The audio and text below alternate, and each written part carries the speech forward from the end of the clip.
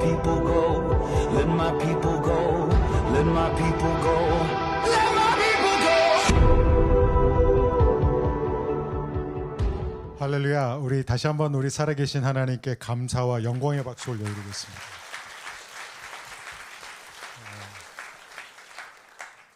어제 우리 중고등부 아이들이 수련회 가서 올 예배당에 들어올 때, 본당에 들어올 때 우리 아이들이 모여서 예배하는 곳이 텅 비어 있어서 정말 너무 허전하더라고요. 우리 아이들이 우리한테 얼마나 소중한 존재인지를 다시 느끼게 됩니다. 어제 우리 교육자들이 다 가서 저녁 바비큐 구워줬습니다. 목살, 삼겹살, 무한 리필로. 그런데 저희가 너무 가기 잘했어요. 왜냐하면 굽는 속도보다 이 먹는 속도가 훨씬 빨라가지고 아이들이 계속 와서 고기 더 없어요? 고기 더 없어요? 얼마나 잘 먹고 또 라면도 또 2그릇 더 먹고 된장찌개도 먹고 아이스크림 먹고 또 소다까지 마시고 그리고 또 예배 시간에 과자 먹고 우리 아이들이 아마 좀 살쪄서 올 거예요. 근데 그냥 살찌는 게 아니라 영적으로도 살찔 줄 믿습니다. 한 아이가 가면서 아니 1박 2일을 가는데 왜 3번씩이나 예배 드려요? 이런 질문을 했는데 아마 지금쯤 깨달았을 거라고 저는 생각하고요. 11시에 잘 출발했습니다. 그래서 아마 한 12시 반, 1시 정도 이제 도착할 것 같습니다. 우리 아이들 오면 여러분 따뜻하게 맞이해 주시고 수련회에서 받은 은혜를 부모가 깨트리지 않도록 우리가 더 깨어 있어야 될 줄 믿습니다. 너 갔다 왔더니 겨우 그 정도야? 뭐 변한 게 없어? 또 스마트폰이야? 이러지 마시고 품어주시고 이렇게 사랑해 주시면 아이들이 받은 은혜를 더 오래 간직할 것이라고 생각합니다. 이제 복음 이야기 세 번째 말씀, 출애굽기 세 번째 말씀을 우리가 오늘 함께 나눌 텐데 설교 본문 자체는 출애굽기 2장 1절에서 15절이지만 제가 11절부터 15절까지만 낭독을 하겠습니다. 세월이 흘러 모세는 어른이 됐습니다. 어느 날 모세는 자기 민족이 있는 곳에 나갔다가 그들이 중노동한 것을 지켜보았습니다. 모세는 어떤 이집트 사람이 자기 동족인 히브리 사람을 때리는 것을 보다가 이리저리 살펴 아무도 없는 것을 보고는 그 이집트 사람을 죽여 모래 속에 묻었습니다. 다음날 모세가 나가보니 히브리 사람 둘이 싸우고 있었습니다. 모세가 잘못한 사람에게 왜 동족끼리 치고받고 싸우는 것이냐고 말했습니다. 그 잘못한 사람은 누가 너를 우리 통치자나 재판관으로 세웠느냐? 내가 이집트 사람을 죽이더니 이제 날 죽일 생각이냐라고 말했습니다. 그러자 모세는 두려워하며 속으로 내가 한 짓이 탈로 났구나 하고 생각했습니다. 15절 우리 함께 읽습니다. 바로는 이 사실을 듣고 모세를 죽이려고 했습니다. 그러나 모세는 바로의 얼굴을 피해 도망쳐 미디안으로 가서 살았습니다. 아멘. 기도하겠습니다.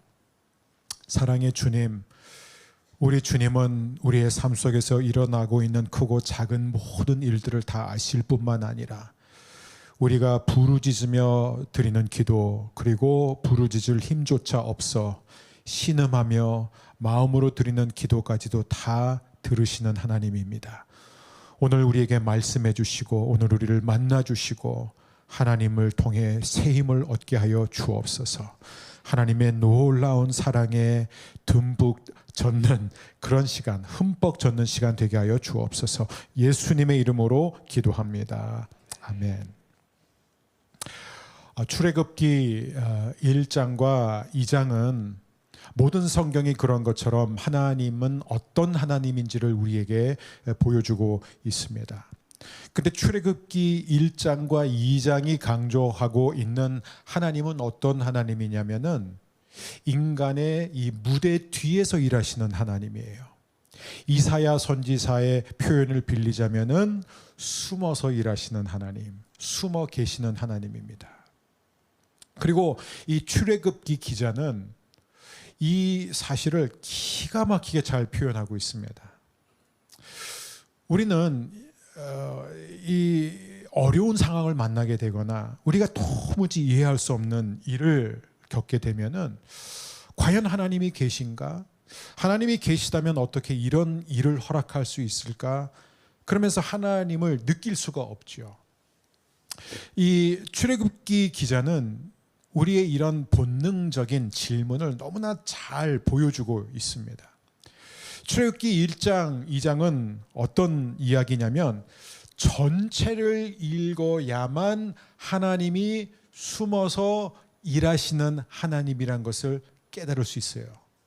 그 전체를 읽지 않으면은 마치 하나님이 계시지 않은 것 같습니다. 당연히 하나님이 안 계시지. 이렇게 오랫동안 하나님이 선택한 하나님의 백성들이 고통을 당하고 있는데 하나님이 계시다면 어떻게 이렇게까지 침묵을 지키셔? 이렇게까지 등장을 안 하셔?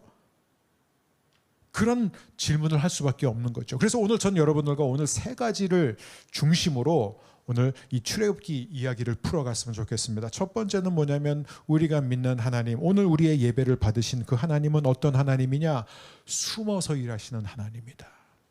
드러나지 않고 은밀하게 뒤에서 배후에서 일하고 계시는 하나님. 두 번째는 왜 그렇게 일하신 그 이유가 무엇이냐? 그리고 세 번째는 하나님은 숨어서 어떻게 일을 하시느냐? 이 세 가지 중심으로 오늘 함께 이 출애굽기의 메시지를 풀어 나가고자 합니다. 지금 이 출애굽기 1장, 2장에서 어떤 일이 일어나고 있냐면 한마디로 애굽에 새롭게 정착한 이 이스라엘 사람들은 날이 갈수록 점점 더 악화되어 가는 현실에 처해 있습니다. 처음에는 잘 살았죠. 처음에는 기근을 피해서 애굽에 잘 정착했고 바로의 정말 특급 대우를 받으면서 고센 땅이라는 곳에 정말 먹을 양식이 풍성한 가운데서 그렇게 출발을 했습니다. 하지만 이제 요셉을 알지 못하는 바로들이 등장하면서 이 호의가 결국 적대감으로 변해가면서 이제 이 이스라엘 사람들은 애굽 땅에서 점점 노예처럼 살게 됩니다. 계속해서 중노동을 시키는데 그런데 이것도 이 히브리 사람들의 성장을 가로막지 못하니까 나중에는 비밀리에 남자 아기들을 다 죽이려고 합니다. 근데 그것도 성공하지 못하니까 결국에는 공개적으로 아예 정책적으로 인종 학살 작전을 펼치게 되죠. 그래서 남자 아기들은 무조건 집에 쳐들어가서 다 그냥 사로잡아서 나일강에 던지도록 합니다. 그러니까 여러분 이 이스라엘 백성들의 삶이 너무나 비참한 거예요.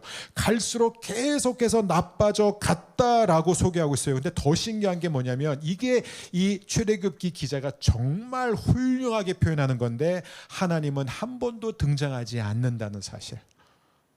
여러분 아세요? 한 번도 오늘 본문 15절까지도 등장하지 않고 사실은 2장 마지막 부분에서까지도 그때 가서 하나님이 잠깐 등장해요. 하나님이 언급이 됩니다. 그런데 우리한테는 이 출애굽기 1장과 2장 읽는데 한 5분 6분 그 정도도 안 걸리죠. 빨리 읽으면 더 빨리 읽을 수 있어요. 그리고 우리는 3번에 걸쳐서 출애굽기 1장 2장을 설교를 통해서 배웠습니다. 그러니까 하나님이 계시지 않은 것이 비교적 우리는 짧은 시간이라고 생각하지만 이 이스라엘 백성들 입장에서 보면요 400년 동안 하나님이 등장하지 않는다는 거예요. 우리는 이 부분에 대해서 잘 생각해야 돼요. 400년 동안 왜 하나님은 등장하지 않을까? 하나님은 도대체 뭘 하고 계실까? 이렇게 모든 게 나빠지고 있는데 그런데 출애굽기를 2장까지 읽으면요 더 절망하게 돼요. 왜냐하면 한 아기가 태어났다고 우리에게 소개하고 있습니다. 그게 2장의 첫 절이에요. 한 레위 남자가 한 레위 여자를 만나서 이렇게 결혼하게 되었다. 그걸로 이제 시작을 하게 됩니다. 그런데 그 아기가 태어났는데 그 아기가 너무 잘생겼어요. 엄마 눈에 너무 이뻐요. 사실 뭐 자기 엄마 눈에 안 잘생긴 아기가 어디 있어요. 다 예쁘죠. 근데 어쨌든 이 엄마는 이 아기를 3개월 동안 숨겨두었다가 더 이상 숨길 수가 없으니까 갈대 상자에다가 만들어서 그걸 넣어서 나일강에 흘려보냅니다. 그런데 그걸 누가 발견하게 되냐면 바로의 딸이 목욕하러 나왔다가 그걸 보게 돼요. 그리고 이걸 보자마자 시녀들을 시켜서 그 갈대 상자를 데려오는데 이 아이를 보자마자 히브리 아이라는 것을 알아요. 자신의 아버지가 어떤 명령을 내렸는지도 알아요. 그런데 하나님이 바로의 딸에게 긍휼히 여기는 마음을 주셔가지고 바로의 딸이 자신의 아들로 입양을 한다는 거예요. 거기에다가 모세의 누나가 숨어 있다가 얼른 공주에게 달려가가지고 뭐라냐면 제가 젖먹일 여인을 데려올까요? 그래 네가 데려와라 해서 모세의 생모를 어머니를 데려와서 결국 어머니가 젖을 먹이면서 5살 때까지 키우는 거예요. 그러니까 이 모든 걸 보면 야 드디어 이스라엘 백성들의 이 절규, 이 부르짖음에 하나님이 응답하시는구나. 그러니까 이제 모든 이스라엘의 미래, 출애굽의 모든 관심이 이 아기한테 쏠리게 되는 거예요. 와, 모세의 이 어깨에 이 미래의 이 민족의 해방자로서의 운명이 있다는 걸 우리는 알게 되죠. 그래서 기대를 하게 되는데, 근데 오늘 본문의 이 핵심이 뭔지 아세요? 이 모세도 사고 친다는 거예요. 모세가 이제 장성한 사람이 되니까 뭘 해요? 나가서 히브리 사람들 일하는 거 괜히 기웃거렸다가 애굽 사람 하나가 히브리 사람들을 못 살게 구르는 걸 보니까 자기가 화가 나가지고 혈기가 왕성한 모세는 어떻게 하죠? 아무도 없는 걸 확인한 다음에 애굽 사람을 쳐서 죽이고 묻어버립니다. 그리고 그 다음 날 또 다시 나갔더니 자기가 뭔가를 하려고 했던 거죠. 민족을 구원하기 위해서 뭔가를 나서서 하겠다면 자기가 히브리 사람이라는 정체성이 있었기 때문에. 근데 이제 히브리 동족끼리 싸우니까 이런 판국의 동족끼리 혈육 관계가 이렇게 싸우는 게 말이 되느냐, 왜 동족끼리 싸우냐고 한마디 했더니 이 히브리 사람들이 들고 일어나면서 하는 게 네가 언제부터 우리 지도자가 되었느냐, 네가 애굽 사람을 죽였는지 우리도 죽일 거냐. 결국 이 모든 게 탄로 나가 되게 되고, 그리고 바로가 이 사실을 알게 되자 모세는 두려워서 어떻게 되죠? 모든 것을 버리고 다 광야로 도망가게 됩니다. 뭐 이런 게 다 있어요. 이러고 끝나는 거예요. 유일한 희망처럼 보였는데, 하나님의 응답처럼 보였는데, 그 모세조차도 결국 사고치고 해서는 안 될 일을 하고, 동족을 구원하기는커녕 동족들과 더 멀어지고, 민족을 구원하기는커녕 자기 자신도 구원하지 못하고 도망자의 신세로 추락하고 끝난 게 오늘 본문이에요. 그리고 하나님은 한 번도 등장하지 않습니다. 다시 정리를 하자면 출애굽기 1장과 2장의 메시지는 이것입니다. 이스라엘 백성의 애굽에서의 삶은, 이 땅에서의 삶은 400년 동안 계속해서 나빠져 가기만 했는데, 그런데 하나님은 한 번도 등장하지 않았다. So it seems. 그렇게 보인다는 거죠. 인간의 눈에는 그렇게 보인다는 거예요. 바로 여기에 출애굽기 1장과 2장에 훌륭한 점이 있습니다. 한편으로는 모든 상황이 계속 나빠져만 가고 있는데, 이럴 때 모든 인간이 갖게 되는 자연스러운 질문, 그것도 하나님의 백성, 하나님을 믿는 사람들이 갖게 되는 더 큰 질문이 뭐냐면 하나님 어디 계세요? 라는 거예요. 여러분 생각해보세요. 애굽의 병사들이요, 히브리 마을에 들어와가지고 칼과 창을 들고 문을 부시고 들어와서 머리카락 잡아당겨서 끌어당기고 짓밟고 갓 태어난 그 소중한 아기를 그대로 산채로 끌고 가가지고 나일강에 있는 악어 떼들에게 던질 때, 이 히브리 사람들의 이 절규를 한번 생각해 보세요. 얼마나 고통스러웠을까요? 그때마다 이들은 부르짖습니다. 아브라함 하나님, 이삭의 하나님, 야곱의 하나님, 뭘 하고 계세요 지금? 하나님은 어디 계십니까? 우리가 이렇게 비참한 현실 속에서 이렇게 죽어가고 있는데, 노예로 사는 것도 모자라서 이제 사랑스러운 자식들마저 잃어가고 있는데, 그런데 왜 하나님은 나타나지 않습니까? 왜 하나님은 아무 말씀이 없으세요? 왜 하나님은 이 악을 멈추지 않습니까? 이게 바로 우리 모두가 이 땅에 사는 동안에 개인적으로 힘든 일을 만나고, 이해할 수 없는 일을 만나고, 또 우리 가족이, 또 우리가 사랑하는 사람이, 또 우리나라, 우리 민족이 어려운 일을 겪을 때마다 전 세계에 일어난 수많은 테러 사건들, 자연재해들, 이런 도무지 어떻게 이런 일을 통해서 선이 나올 수 있단 말인가, 어떻게 좋은 일이 생길 수 있단 말인가라는 그런 의문의 그런 일들이 생길 때마다 모든 인간, 특별히 하나님을 믿는 사람들이 가장 많이 던지는 자연스러운 본능적인 질문이면 하나님 어디 계세요? 하나님 지금 뭘 하고 계세요? 하나님 왜 아무 말씀이 없습니까? 그러면서 우리는 자연스럽게 어떻게 생각하냐면 하나님은 멀리 계시는 분이구나, 하나님은 이런 일에는 관심이 없는 분이구나, 아니면 하나님이 우리를 사랑하지 않는구나, 우리를 돌보지 않는구나, 아니면 그 하나님이 우리를 사랑하는 건 알겠는데 우리를 도와줄 만큼 능력 있는 분은 아니구나, 무능한 하나님이구나. 이런 것이 모든 인간이 갖게 되는 너무나 자연스러운 반응이고 질문이라는 거죠.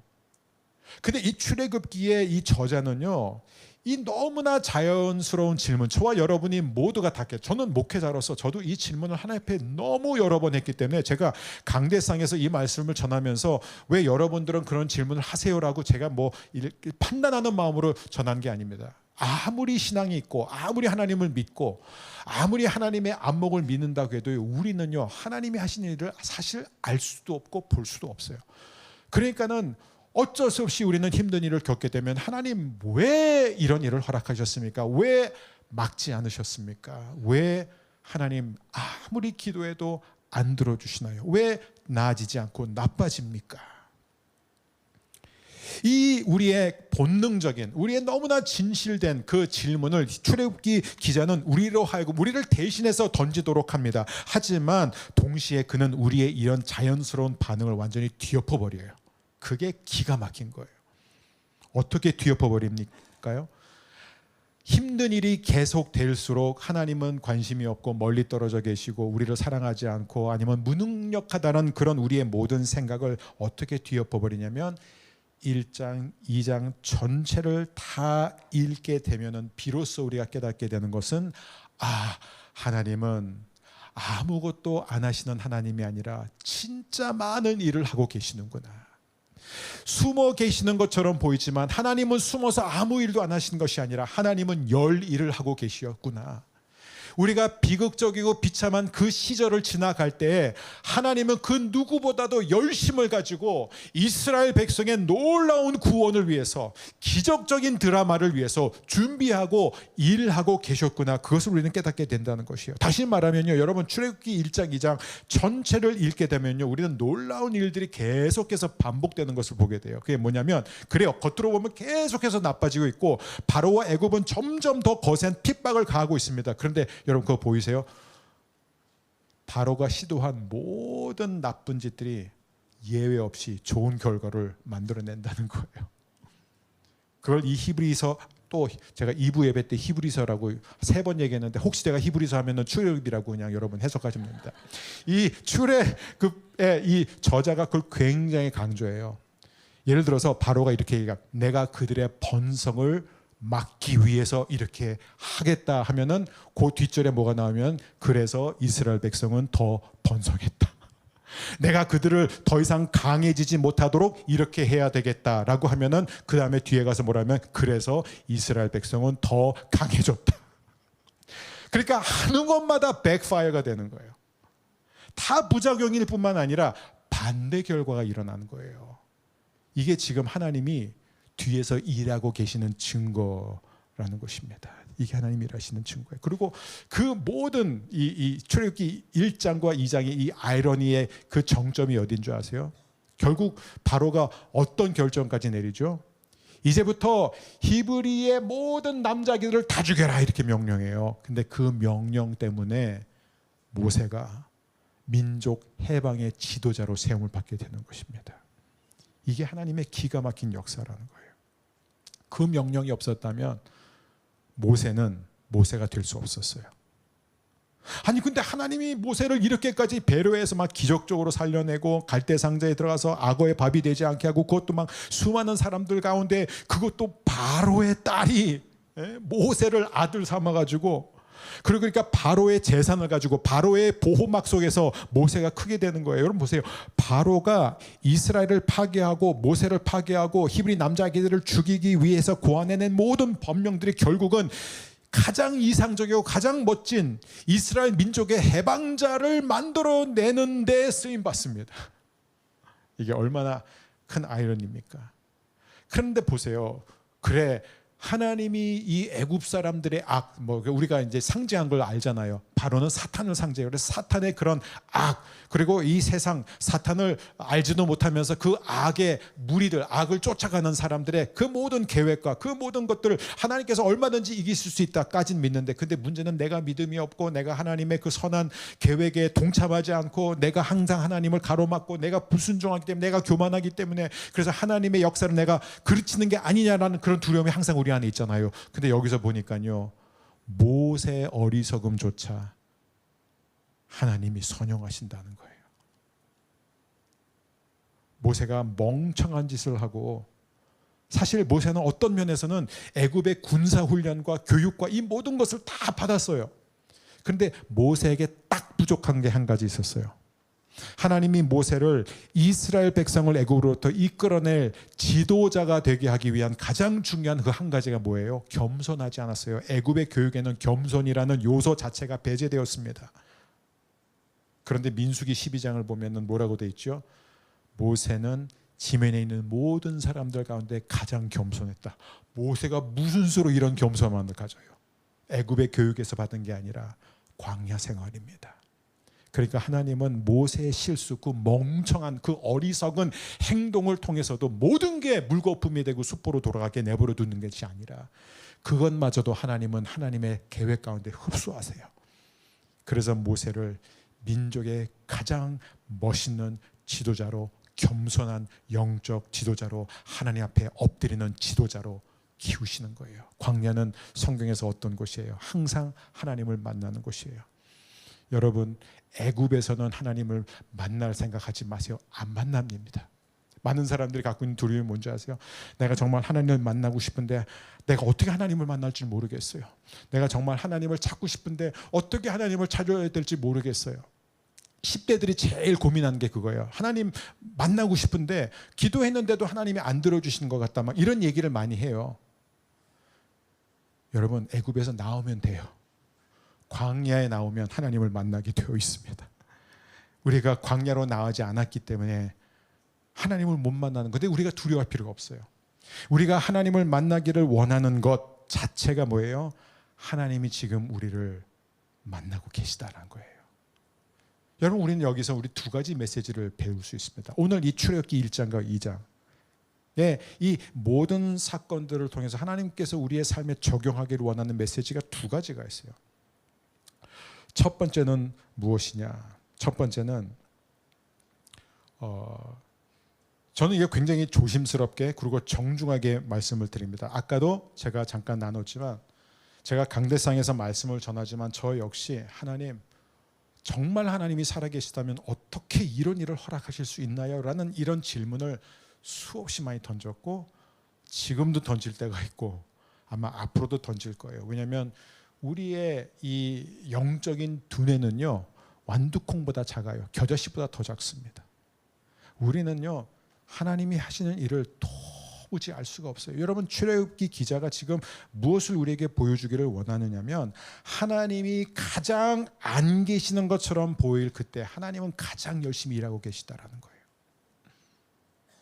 하나님이 마치 부재인 것처럼 느껴진 그때, 사실 하나님은 부재중이 아니라 지금도 이스라엘이 그 비참한 시기를 통과하면서 가장 멋있는 도움과 구원을 준비하고 계시는 하나님. 왜냐하면 하나님은 최고의 선을 위해서 일하시는 분이에요. 하나님은 하나님의 정의를 위해서 반드시 일하십니다. 하나님은 하나님의 자녀가 고통받는 것을 어떤 경우에도 기뻐하지 않는다는 거예요. 그래서 하나님은요, 우리가 당하는 모든 고통과 모든 불의와 모든 악의 배후에서 우리의 최고의 선을 위해서, 최고의 정의를 위해서 지금도 일하고 계시는 하나님이에요. 근데 왜 하나님이 바로 일을 하시지 않느냐? 여러분, 하나님은 인간과 함께 일하실 때요, 인간을 물건 다루듯이 쓰시지 않으세요.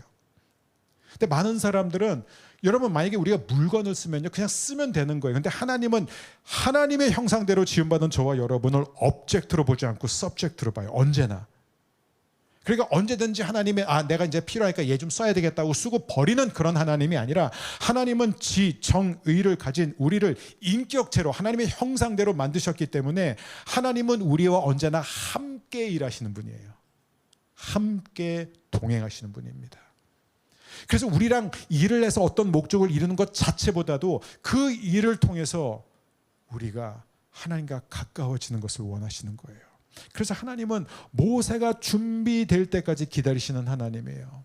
어제 제가 우리 중고등부 아이들한테 격려하면서 이게 짧게 말해야자고 올라가서 짧게 말을 하려고 했는데 이게 제대로 전달되는지 모르겠어요. 근데 제가 아이들한테 그랬어요.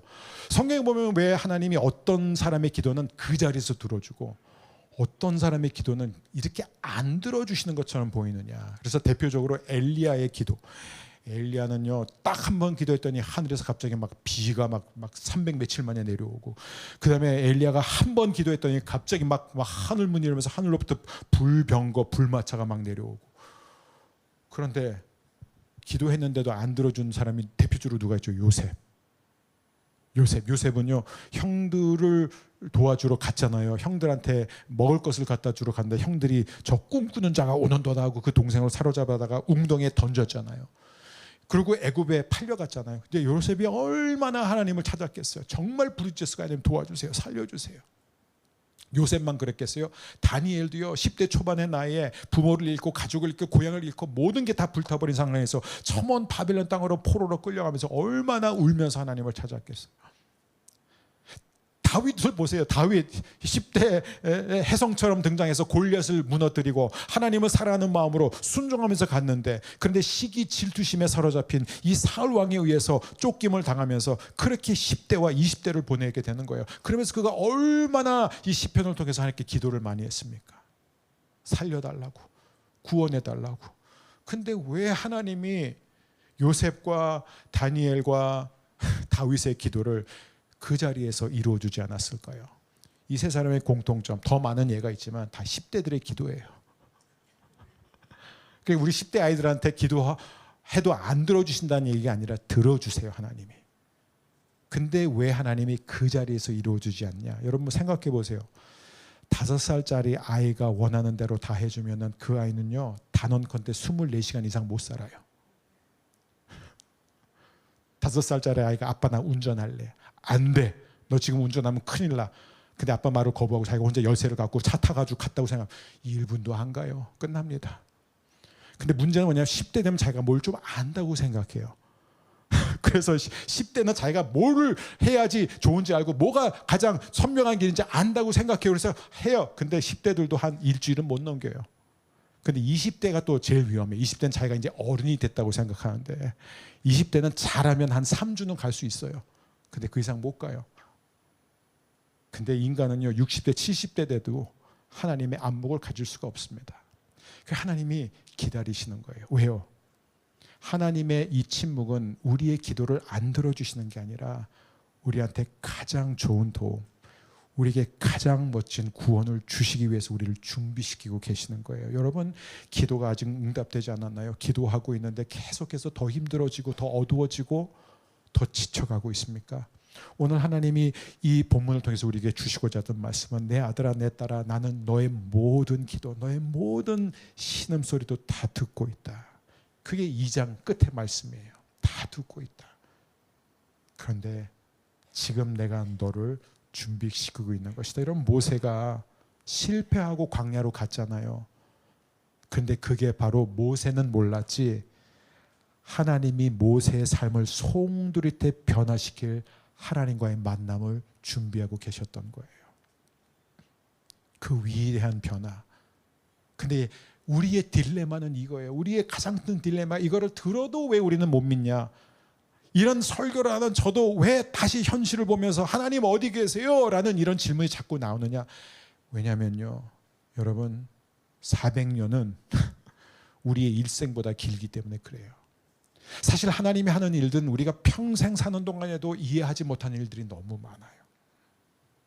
출애굽기 기자를 통해서 하나님이 우리에게 말씀하고자 하는 건 뭐냐면, 우리가 한평생을 살면서도 하나님이 하시는 일을 다 볼 수가 없다는 거예요. 그리고 때로는 정말 하나님의 위대한 구원, 하나님의 감격적인 승리는요, 어쩌면 우리가 살아있는 동안에 다 일어나지 않을 수도 있습니다. 그렇다고 해서 안 일어나지 않아요. 우리의 자녀들을 통해서, 그 자녀들의 자녀를 통해서 반드시 하나님은 하나님의 구원을 이루십니다. 하나님은 어떤 경우에도 실패하지 않으세요. 하나님은 한 번 세우신 그 선한 계획을 반드시 이루시는 분입니다. 여러분 가운데 그 누구도 하나님의 계획에서 탈락하는 사람 없습니다. 하나님은 그렇게 우리를 부르시는 거예요. 근데 우리는 문제가 뭐냐면, 우리는 정말 그 영적 뇌가 완두콩만해가지고 항상 어떤 논리로 추론하냐면, 내가 아무리 봐도 이런 일에는 정당한 이유가 없어. 그러므로 이 일은 정당한 일이 아니야. 조금 배운 분, 자기가 조금 똑똑하다고 생각하는 사람일수록 그런 말을 얼마나 쉽게 하는지 몰라요. 근데 여러분, 이건 오만함의 극치예요. 출애굽기 1장 2장이 그걸 보여주는 거예요. 출애굽기 1장에 머물러 있으면요, 그 결론이 맞아요. 모든 게 나빠지고 있는데 하나님은 역시 관심도 없고 무능하고 저 멀리 계시고 아무것도 못하는 하나님이야. 그러니까는 이런 모든 일은 나쁜 일이야.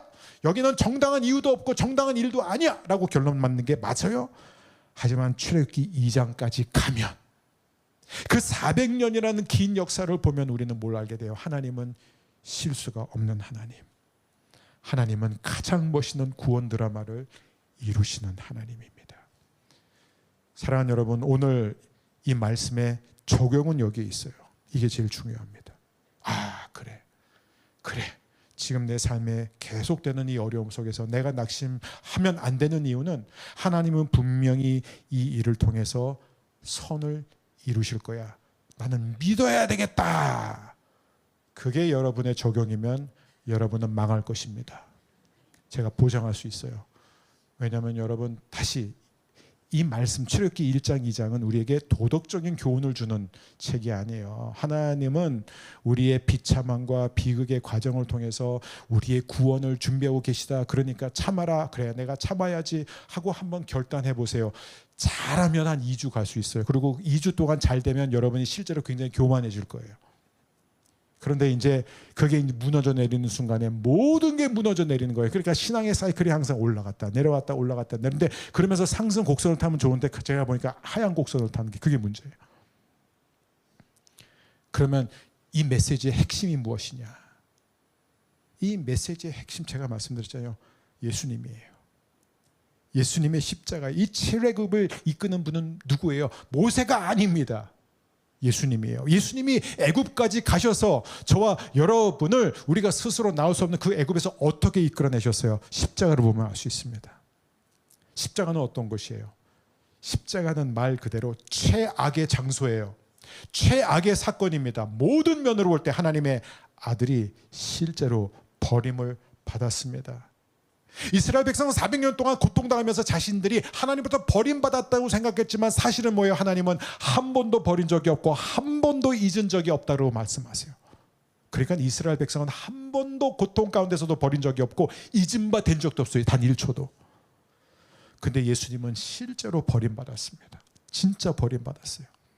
하나님과 완전히 단절되었습니다. 왜요? 그 순간, 십자가를 지는 순간 저와 여러분의 모든 죄와 모든 저주, 모든 심판을 다 끌어안은 죄 덩어리였기 때문에 나의 하나님 어찌하여 나를 버리셨나이까? 이 절규에도 하나님은 전혀 응답하지 않았어요. 하나님은 예수님이 십자가에서 죽는 마지막 순간까지 한 번도 말씀하지 않았습니다. 개입도 안 하셨어요. 왜 그런 줄 아세요? 왜냐하면 하나님은 십자가라는 최악의 사건, 저주와 버림받음과 죄악의 궁극적인 그 사건을 통해 저와 여러분의 최선을 위해서 일하고 계셨던 것입니다. 만일 하나님이 예수님의 그 기도를 듣고 내 아들 불쌍해서 어떻게 나 더 이상 안 되겠다, 이 못 쓸 인간들 해가지고 야 해가지고 못이 다 튕겨져 나가가지고 예수님이 딱 내려가지고 바단 이러면 저와 여러분의 구원은 물 건너 간 거예요. 우리의 죄는 더 이상 해결될 방법이 없었던 것입니다. 하지만 예수님이 죽기까지 순종할 수 있었던 이유는 하나님이 끝까지 최악의 상황 속에서 침묵하셨기 때문에. 하나님 아무것도 안 하신 게 아니에요. 하나님은 저와 여러분의 구원을 위해서, 저와 여러분에게 최선의 삶과 미래, 영원한 구원, 흔들리지 않는 하늘나라, 그것을 주시기 위해서 침묵하셨습니다. 그러므로 그 아들을 아끼지 않은 하나님이 여러분 무엇을 우리에게 아끼시겠습니까? 힘든 일을 겪을 때, 어려운 일이 지속될 여러분 항상 기억하십시오. 십자가를 바라보세요. 주님을 바라보세요. 바로 거기에 여러분을 향한 하나님 아버지의 넘치는 사랑이 있습니다. 그 사랑에, 그 놀라운 축복 속에 거하는 저와 여러분. 그래서 하나님, 가장 좋은 것은 제가 살아있는 동안에 주어지지 않아도 괜찮습니다. 진심이에요. 제 자식, 우리 자녀들의 자녀 세대가 정말 하나님이 주시는 최고의 구원, 최고의 축복을 누리게 하여 주옵소서. 우리가 그렇게 쓰임받게 하여 주옵소서. 그런 축복의 통로가 되는 우리 허브의 모든 성도들 되시기를 주의 이름으로 축원합니다. 우리 함께 자리에서 일어나셔서, 허리가 불편한 분은 앉아서 기도하셔도 괜찮습니다. 그런데 괜찮은 분들은 자리에서 일어나셔서 우리 함께 찬양할 때, 우리 찬양팀이 찬양을 부를 때 여러분 기도하십시오. 기도가 되지 않으면 찬양을 따라 하셔도 괜찮아요. 근데 기도하셨으면 좋겠어요. 기도할 때 이런 기도를 드렸으면 좋겠습니다. 이 출애굽기 1장 2장의 메시지의 핵심이 이것입니다. 아무리 상황이 힘들고 아무리 현실이 어두워도 저와 여러분은 어떤 경우에도 상황에 사로잡힐 수가 없습니다. 왜냐하면 우리는 하나님의 손에 사로잡혀 있어요. 여러분은 하나님의 능하신 손 안에 있습니다. 하나님은 쉴 수가 없습니다. 하나님, 내가 겪는 모든 일들, 모든 힘들고 모든 고통스러운 일들, 육신의 질병이든 마음의 병이든 관계의 어려움이든 재정의 어려움이든 무엇이든지 간에, 그리고 이 나라 이 민족이 겪고 있는 모든 정치 사회 혼란과 분란, 이 모든 것을 통해 하나님의 선이 반드시 일어날 줄 믿습니다. 하나님, 두려워하지 않게 하여 주시옵소서. 하나님, 겁에 질리지 않게 하여 주시옵소서. 주여, 분노하지 않게 하여 주시옵소서. 하나님의 선하심을 믿고 하나님의 놀라운 구원을 믿음으로 바라보게 하여 주옵소서. 우리 그렇게 우리 각자를 위해서, 우리 가정을 위해서, 이 나라 이 민족을 위해서 함께 기도하며 나가겠습니다.